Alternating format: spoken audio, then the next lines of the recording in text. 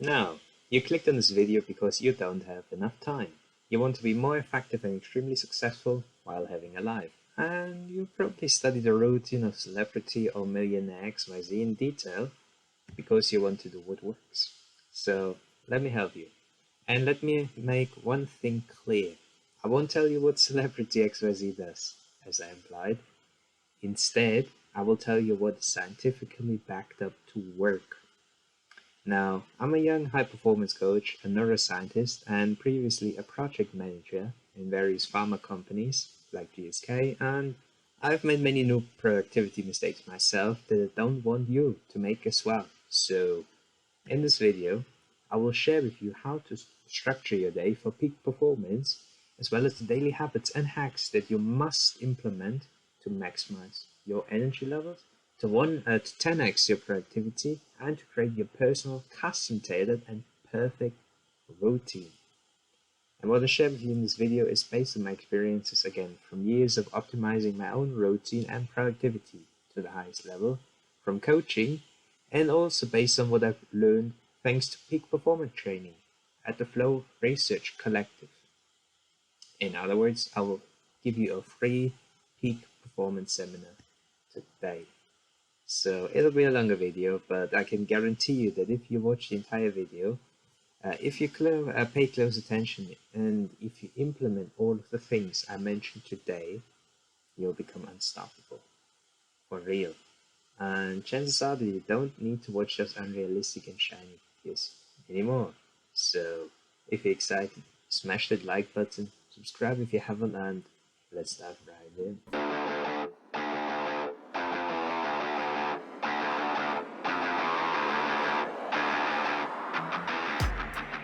The most important question, and that is, what is the difference between the average and mediocre worker and peak performance?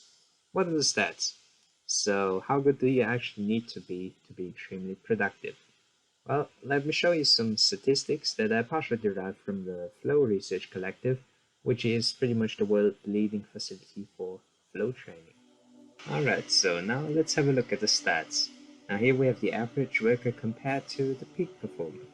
So the average worker maybe spends 2.3 hours of work per day. That's not much. Whereas the peak performer has 6 hours or more of focused work and flow per day. Then the average person has half a day of duplicate work per week. Whereas peak performer again has no duplicate work at all. And that is typically because peak performers have very high clarity. That means that they are very intentional, very strategic, and very goal oriented in what they do. Whereas the average worker is not. Then the average worker has 60 email checks per hour. Yeah, we love our email, that's for sure. Whereas the peak performer checks his email only twice a day, because emails are a waste of time. Then another fact would be that the average worker has 56 disruptions per day. And notably, what you need to know is that every disruption, it disturbs deep focus. In other words, what it means is that you need 16 to 20 minutes to get back to the same state of focus. That means that if just a colleague quickly knocks at your door, ask for a quick favor, maybe a 30-second favor, well, you just got out of focus and you will probably need another 16 to 20 minutes to get back. Whereas the average peak performer knows that and has 0 disruptions a day. The other side, the average worker has 36 hours of unnecessary meetings. That is pretty much 1.5 days of time wasted, in fact. Whereas the peak performer, again, has no unnecessary meetings at all, because peak performers manage their meetings asynchronously. That means they prefer email and other means, again, to avoid meetings, in fact. Then the average worker has a lousy, I have to say that, a lousy 11 minutes of focus per day. Whereas the trained peak performer has typically 2-3 hour sessions of deep focus and flow per day, in which he or she focuses only on goal relevant and deeply impactful tasks. So again, very intentional working. Then back to the average person, 44% self-inflicted distraction. Whereas once again, the peak performer has no distraction at all. And the reason being is that peak performers, they preemptively remove any distractions whatsoever, and they control their impulses. So they train themselves to stay focused. Then again, the average worker spends 144 minutes on social media per day, and you have to consider that it's 1008 minutes per week, or in other words, is 16.8 hours uh, time wasted. So the average person pretty much just waits an entire day per week on social media, and then they complain that they don't have enough time or that they don't get shit done, simply put. Then we have the peak performer. The peak performer is very intentional once again. He spends less than 10 minutes on social media per day. And lastly, it is insane, but the statistics show that 84% of the average workers are in fact stressed out.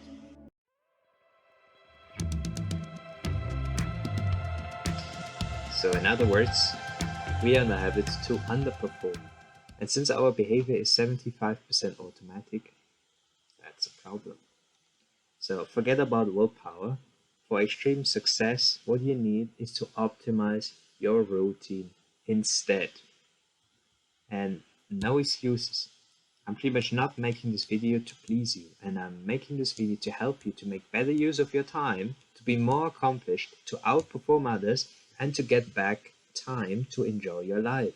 I mean, just think back about the freaking statistics I just showed you earlier, and that's why we're here today. So, from a peak performance perspective, I will now give you 10 key changes that you should implement today to create the ultimate routine and to become a peak performer yourself. Alright, let's get into it. Now, let's start off with myth or hack number one, and that is that you don't need to get up early, but you need to have a fixed waking up time. Now, of course, I have to cite a celebrity here once again. Sure, Mark Wahlberg, who cares, gets up at 2:30 a.m. I get up at 2:30 a.m. as well, in fact, but when you actually get up is irrelevant. What is relevant is to wake up at a time that suits your lifestyle. And for waking up, just a few things you should keep in mind. That is A, you should get up in time to have enough time to have a full and relaxed morning routine and to be early at work. So ideally you want to be at work before your colleagues show up. And the second thing, B, that would be that you should wake up at the same time every day. And the point being is that waking up at the same time, it helps you to build discipline. It helps you to form a good habit, in this case, your sleeping schedule. And of course, waking up at the same time also improves your sleep quality. Very important. Now, the second hack that I will go into is to consider your biorhythm. Now, it's very simple. Are you an early bird or are you rather a night owl? So pretty much our energy levels, they naturally rise and decrease throughout the day. And that's also strongly genetic and also dependent on age, our habits, etc. But in any case, what you should do is to just observe your energy levels throughout the day and schedule your tasks accordingly. For example, like I said, I get up at 2:30 a.m. in the morning, and I usually have an energy dip at around 7 a.m., another one at 9:30 a.m., and a last one at 12 p.m., so at noon. And once that is done, my mind usually clears up in the evening, and again, I can think faster and better again. So, knowing my biorhythm, I normally bridge those energy dips I have, mostly in the morning, by making a few more breaks at that time, uh, or I just schedule less thought intense tasks in this period. I might do lab work or things like that. So basically, knowing your body gives you a big advantage. So I highly recommend you that you start journaling and paying attention to what your energy levels are like, in fact. Yeah, so at what times do you have increased energy and at what times do you have worse energy and focus? Again, figure this out once and it will serve you for the rest of your life. Now, on to the third hack, and that is to use the power of intention and clarity. In other words, set crystal clear goals for that day. Now, and not any goals, you should set exactly up to three goals or priorities, not more. Less is in fact better. And the goal again is to have clarity on what exactly you want to achieve today and to intentionally focus on doing the tasks that make those goals a reality.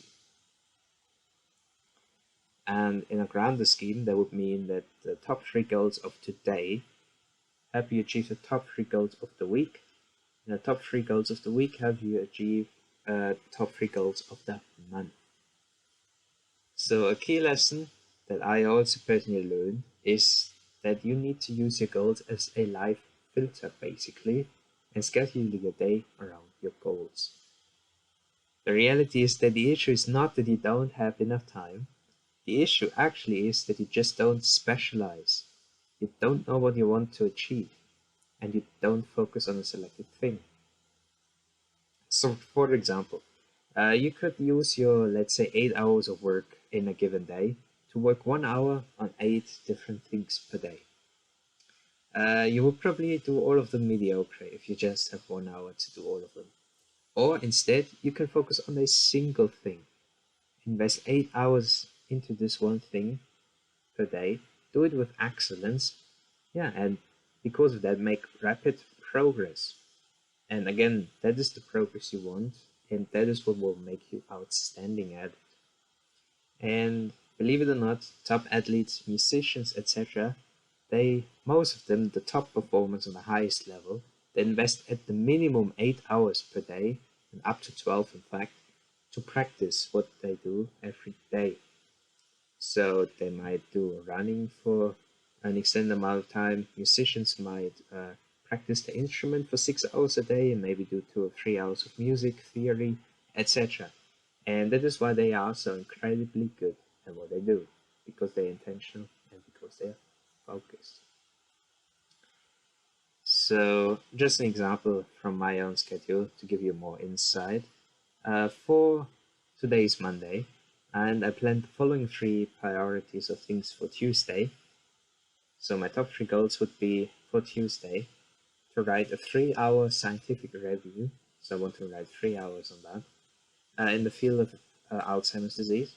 And I do this review in collaboration with two other guys. Then I want to analyze the data that I pretty much collected during my lab research in my PhD, because that could become a potential publication and is useful for my thesis. And third, I want to finish off a little bit of lab work that I have left, because once again, I need my lab work in order to publish my thesis and to get more data for potential publications. So as you can see, my goals are very clear. I'm quite intentional in what I do, and I know why I do it. And again, all of the things I do tomorrow and Tuesday, they help me to accomplish a greater goal. They pretty much help me to become a better dementia researcher and yeah, to get my PhD degree. Alright, let's move on to the next hack. Hack number 4, in fact, and that is that you should forget about freaking to-do lists, because pros schedule a day. Now, don't get me wrong, a to-do list has its uses, but it's not what you think. Now, the purpose of a to-do list is to jot down tasks to get them out of your head. So basically, to-do lists are task dumps. And that's quite important because writing down all of the tasks on the list, it reduces the cognitive load in your prefrontal cortex. It's the center of planned action and logical thought, in fact.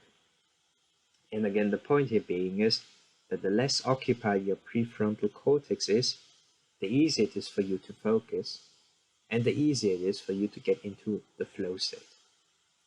So just simply put, the less distracting thoughts you have in your head, the better you can focus. Out of your head, out of the way. And personally, I just dump all of my tasks into this little booklet right here, for example. So I have it handy and I have it out of my head. Now, then again, a to-do list alone is absolutely ineffective for maximizing productivity. Because again, the problem with a to-do list is it doesn't tell you how urgent, how important, or how goal relevant the 1 million tasks you probably have on your list are. So, of course, there are methods out there. What you can do is, for example, use the Eisenhower matrix, sort it in there, and make sure to focus on, in fact, the important and non-urgent tasks. Although many people already fail to do that. But even that is still ineffective. Ultimately, what you must do again is to grab your calendar. You must schedule tasks that evidently produce results that bring you closer to your goal. Because if a task is not scheduled, then it won't be done. Let me repeat that. If a task is not scheduled, then it won't be done. And if the task that you schedule doesn't produce results that are relevant for your goals, then you also just waste your time. So let's look into this. And this is probably the most important change of them all, the most important hack. So make sure to pay close attention to this part and implement what I tell you now. And it is hack 5, how to schedule the perfect day step by step, and what key elements or habits you must include in your schedule. I will also explain to you why. Alright. Now, as I said earlier, if it's not scheduled, then it won't be done. So if a task isn't assigned to a clear time block, let's say if you want to do task XYZ from 2 to 4 p.m., if you don't define it this specifically, then you will just procrastinate. And you will never be able to pretty much build the discipline that you need to get those needle moving things and tasks done. But in any case, let me just give you a guideline of how to do it the best way possible. Now, first and foremost, tip number 1 is to make sure to schedule all activities. All activities means that you not just schedule your work, but also commuting, time to cook, time to eat. If you have to go shopping, then put that into your calendar as well, etc. And normally you do this in blocks of 30 minutes. It's also always smart to plan in some buffer time, in fact. Now, to start with, just give it a go and learn it by doing it. You will get better the more often you do it, and you will get more realistic with planning, again, the more often you do it. And simple tools you can use here would be Google Calendar, Microsoft Office, the 365 calendar, etc. So whatever online calendar system you like or prefer. Or myself, just use a handwritten planner. I got mine down here in front. Anyhow, now to the other important part, and that is that you need to schedule your day in a smart order, in a specific way, and it's as follows. First and foremost, number 1, make sure to schedule any fixed appointments. That includes important meetings, appointments, agendas, etc.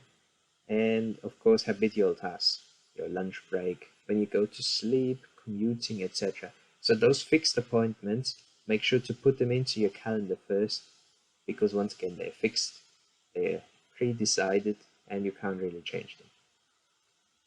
Now, on to the second point, and that would be to schedule 2. That's very important here, in fact. Second thing you should schedule is 2 uninterrupted deep work sessions. And each of those deep work sessions should have a minimum of 90 minutes and ideally 180 minutes in length. so pretty much 1.5 to 3 hours. And you should in this time work on key tasks that are relevant for your goals. Now, also another thing to mention is to go back.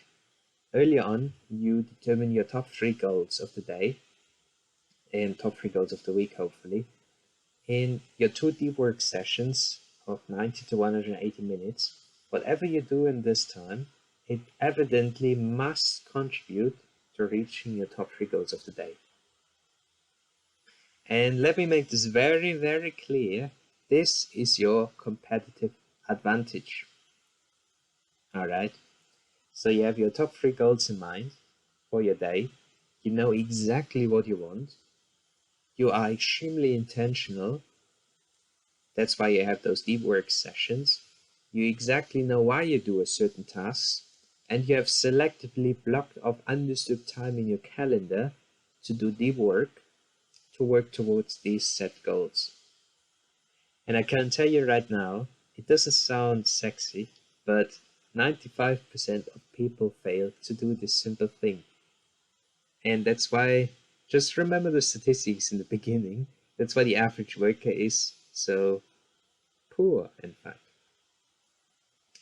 Now, that put aside, don't beat yourself up if you don't have a full 90-minute block, or you can't work focus for 90 minutes or longer, because the point being is, focus needs practice.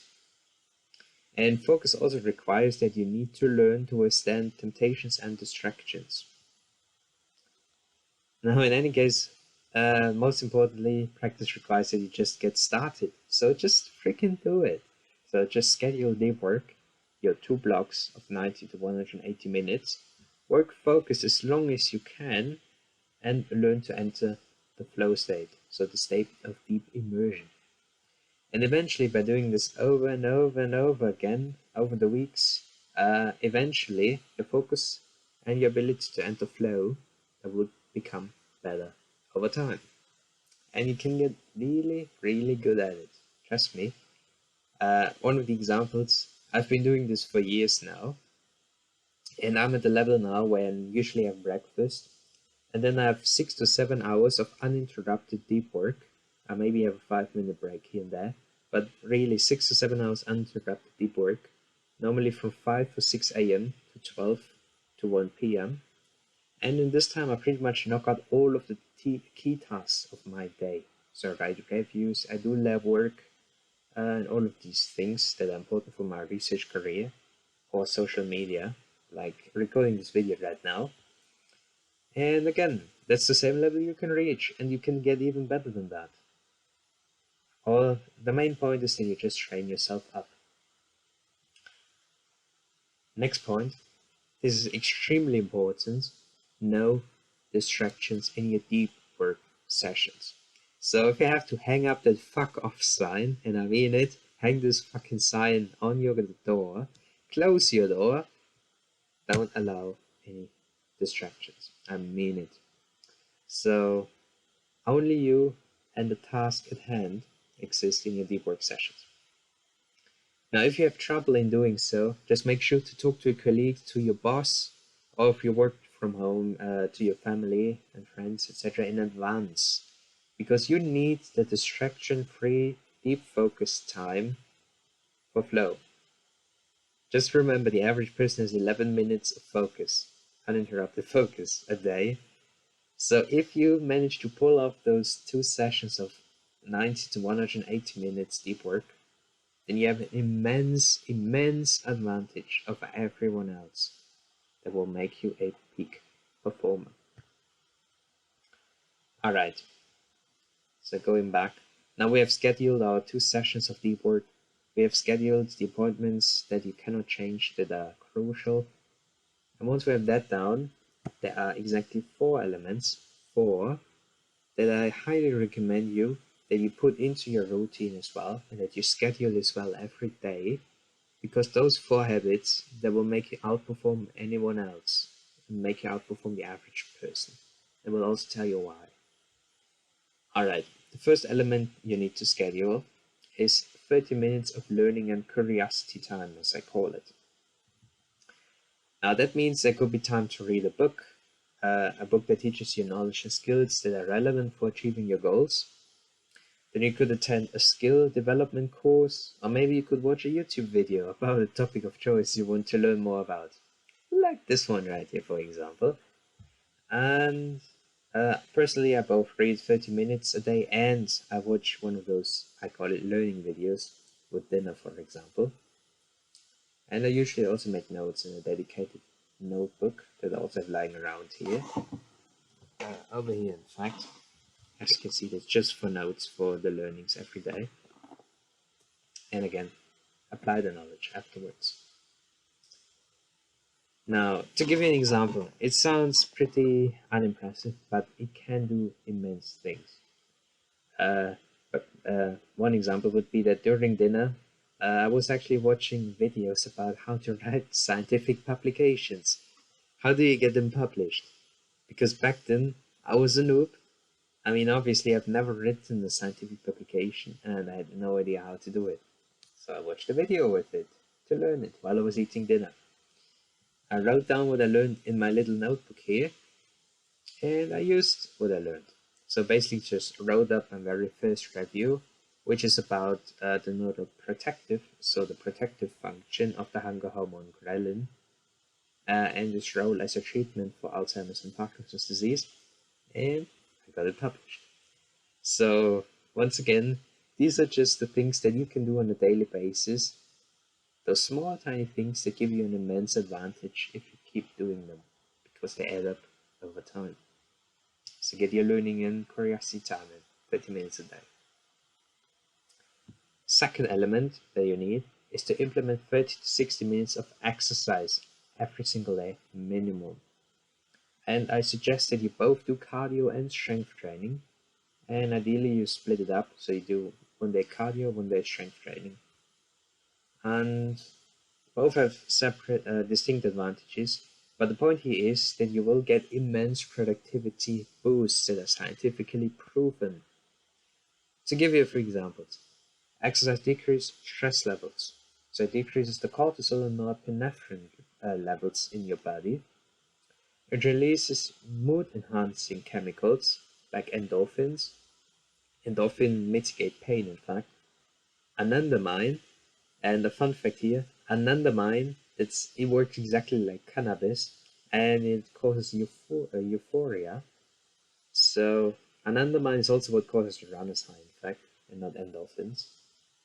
So you basically get a free shot of euphoria if you do exercise. It's like taking cannabis. Exercise also improves blood flow. It releases a factor called BDNF in your brain that improves brain plasticity and memory. It helps you to lose weight. It helps you to look sharper. I mean, who wouldn't? It prevents osteoporosis. It prevents diabetes, other metabolic diseases. And of course, as a dementia researcher myself, it reduces your risk of Alzheimer's disease and memory loss. I could go on and on and on, but the point here being is schedule your goddamn freaking cardio and strength training now. And personally, I usually have a 1 hour weightlifting session at 5 a.m. in the morning. So if you care about your health and being your very best, physically and mentally, then you exercise regularly. Period. Alright. Now the third element, number 3, the third element that you need is to implement de-stressing methods. And that is meant to decrease the stress levels, so the norepinephrine levels in your body. To give you some background, norepinephrine in your body, in the beginning, some of it is good because it causes excitement. But if you have too much norepinephrine in your body, then it triggers anxiety and stress. And stress is a big problem because it makes us think more linear. So if we are stressed, we fall into the fight and flight mode. You probably have heard about that. And what happens is then if we have too many stress hormones in our body, again we think one-dimensional, we become more stubborn, mental clarity decreases, we become less creative, less innovative, we have a worsened ability to solve problems, and of course the stress itself, it creates overwhelm, and of course noise in our head, We all know that noise that just doesn't want to fade. And again, that prevents us from focusing on our goals. We become also more reactive. We are worse at controlling our emotions. So we might have that emotional outbreak that messes up everything and could get us into big trouble with bosses, with our boss colleagues, etc. So again, I will not go into further detail here, but stress is a problem. It can even cause a cognitive shift in your brain from goal-directed thinking towards habitual and reactive thinking. So it's a biological thing. And once again, 84% of the average worker suffers from constant stress. Just remember the statistics in the beginning, while the peak performer doesn't. So as a peak performer, you want to proactively schedule de-stressing activities. And that's to reduce the norepinephrine levels in your body, to get them down to the excitement level ideally. Now exercise is one level to do that, but another, besides that, what you should schedule is 5 minutes of deep breathing. Breathing in, hold it, breathing out, hold it, 7 seconds each. That's a great method to do that, 7 times 7. What you can also do is 11 minutes of meditation. So what you do is just close your eyes and focus on your breath for 10 minutes. Or you can focus on your surroundings for 11 minutes, which actually increases creativity. A nice little hack. And the third thing you could implement instead is 20 to 30 minutes of walking in nature. That also decreases stress levels. Most importantly, do it in nature, because that seems to have a profound effect, a stronger effect. So again, along with exercise, you should implement one of those 3 de-stressing methods: deep breathing, meditation, or a walk in nature ideally, into your day to decrease your stress levels. And if your stress and anxiety levels are higher than usual, for example, if you're pressured by exam stress, if you have a lot of stress in work, etc., you can also do all of them, once again, to decrease your stress levels and keep them at bay as needed. Now the fourth element, last one, and we got this point out of the way, and that is to schedule some free time for yourself. So just schedule some time for your hobbies, for friends, etc. Because once again, if it's not scheduled, then it won't be done. And if you want to stay a high performer in the long term, then you need to sharpen the saw. That means that you have to look after your emotional state as well. Your batteries are not limitless. At some point you have to recharge. So what I recommend here is it's definitely best to finish work 1 hour before bed, at least, and then just use the remaining time to reset, to calm down, also let the stress levels calm down again. And yeah, that's also good to enhance your sleep quality, because you don't want to think about work before you go to bed. You also want to avoid screen light, by the way, so use the red light function or night light function of your screen. That will help you as well. Alright, so thank you for sticking with me, because that was pretty much the most important part. So I highly recommend you that you implement these routine things, that you make notes and that you change your routine as soon as possible. Anyhow, let me give you a few quick hacks that you should definitely also incorporate for maximum performance. So hack 6 would be to have a morning and an evening reflection. That is also crucial for peak performance. Now, as part of your morning routine, now make sure to reserve 5 to 10 minutes for journaling or visualization practice, and that is to set up your mind for success. Because high performance, believe it or not, is 90% mental. And this morning routine, what it should include is some way to visualize your goals, to feel the positive emotions that you associate with reaching your goals, and you should also remind yourself of what your top 3 goals for the day are. Remember, intention. And it also should remind you of how you want to act today. And it's also smart to think about how you could overcome potential challenges during the day. Likewise, at the end of the day, you can spend 5 to 10 minutes to evaluate your performance. So how well did you do today? To note down all the things you've learned today, when you messed up, when something went great, what did you learn? And you should also celebrate the small wins of the day. If you did something great, amazing, celebrate that, because that's the point of all of that. So besides all of that, I also recommend you to practice gratefulness. You can do that during your morning routine or evening routine, and it's quite simple. All you need to do is to write down 10 things briefly that you're deeply grateful for, and then while you write it down, you feel it. It could be simple things as the delicious breakfast you just had. Just be extremely grateful and feel it.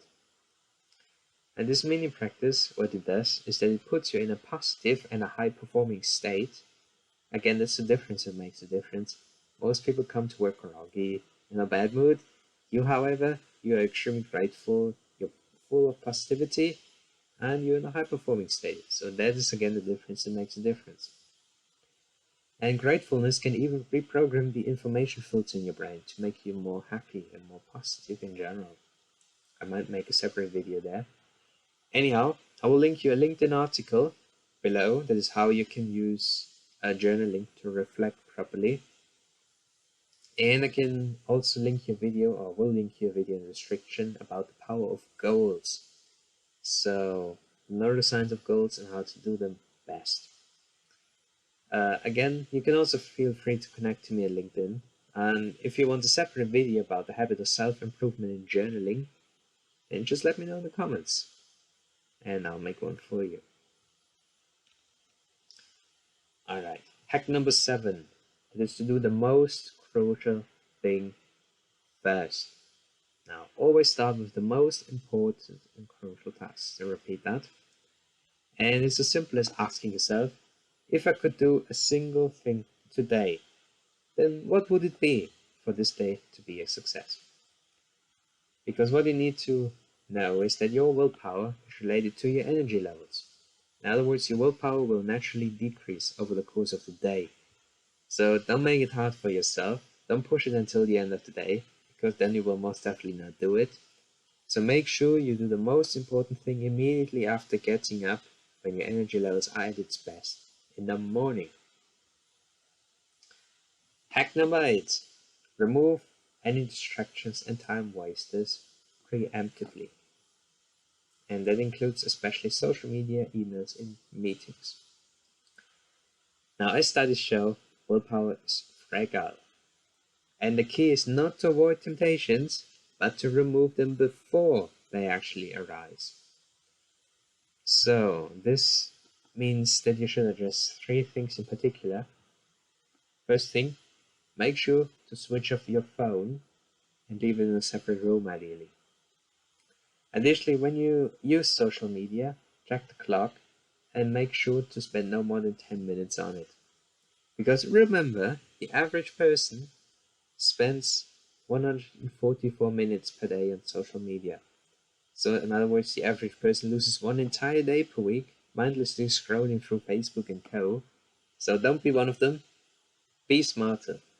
Do yourself a favor, save time, get your life back, and be a high performer. Alright? Second point is to check your emails twice a day. Once in the morning, maybe for 15 to 30 minutes max. And the goal here is to specifically look for key emails and things that you need for your work now. Or maybe you need to reach out to a certain person because it's important for your work. Ignore anything else. And again, once those 15 to 30 minutes are over, close your email account. It's closed. You don't open it anymore.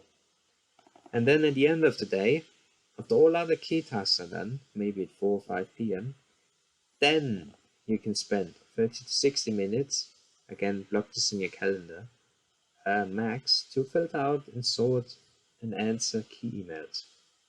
That's it. That's all the emails you do.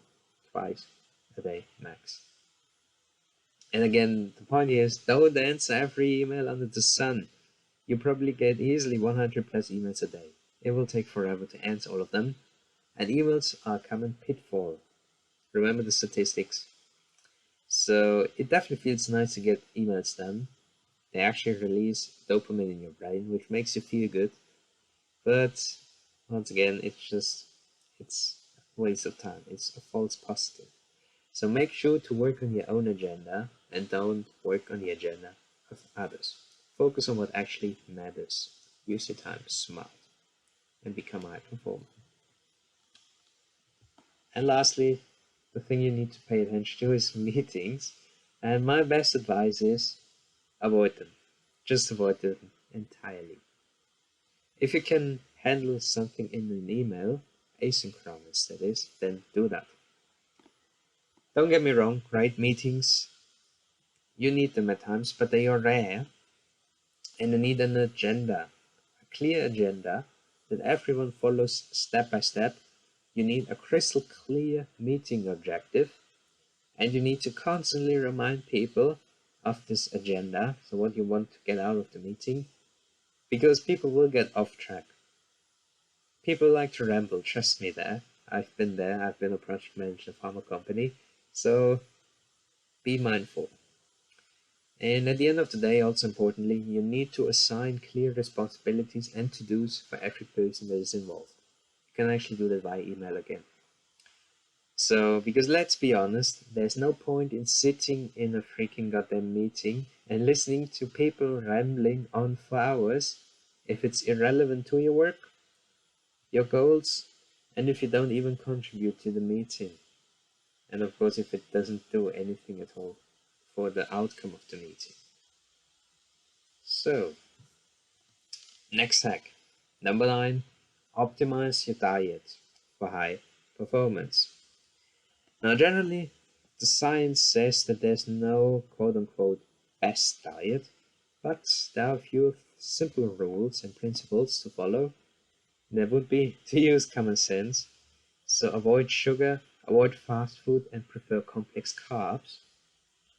The second thing is that you should eat light and you should consume less calories, so more protein, more vegetables during the first half of the day.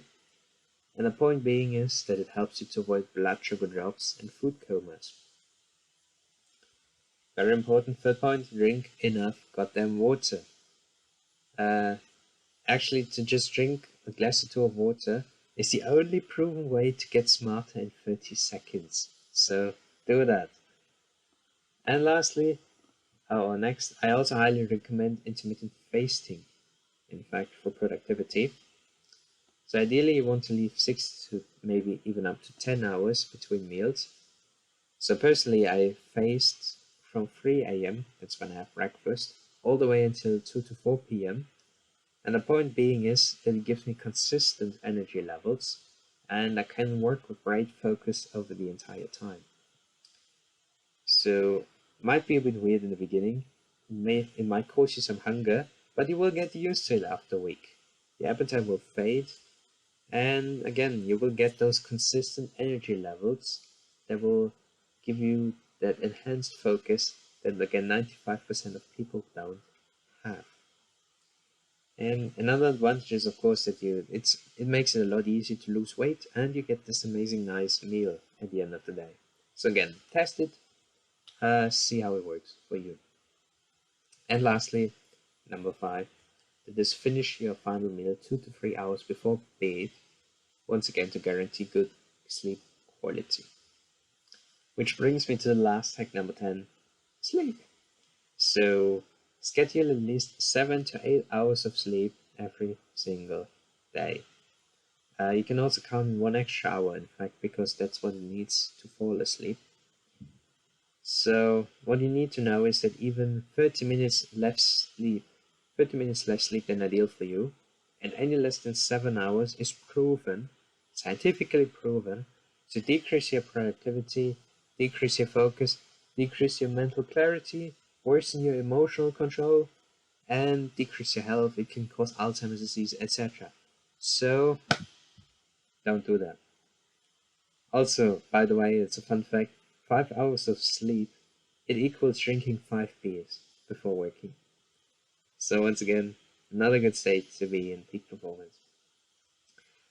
Importantly is to just experiment and figure out how much sleep you need. Once again, I recommend 7 to 8 hours. That's what the research shows. And outsleep your competition. And once again, all of these 10 hacks in total now conclude this video. So thank you for sticking with me until the end. And if you liked the video, please give it a like, comment, subscribe, and hit the notification bell, because I upload high performance and neuroscience videos every week to help you become your very best. And of course, if you have a question, video suggestion, drop it down in the comments, and I'm happy to help you out. And lastly, let me give you a final piece of advice. That is that knowledge is not power. Knowledge is only potential power. Action is power, like Anthony Robbins once said. So make sure to rewatch the video, take some notes of those 10 hacks, and make sure to implement and use the tips to create your personal, custom tailored and perfect routine today. To get, again, that success that you deserve and that others admire. Anyhow, see you in the next video, guys. Have a good week.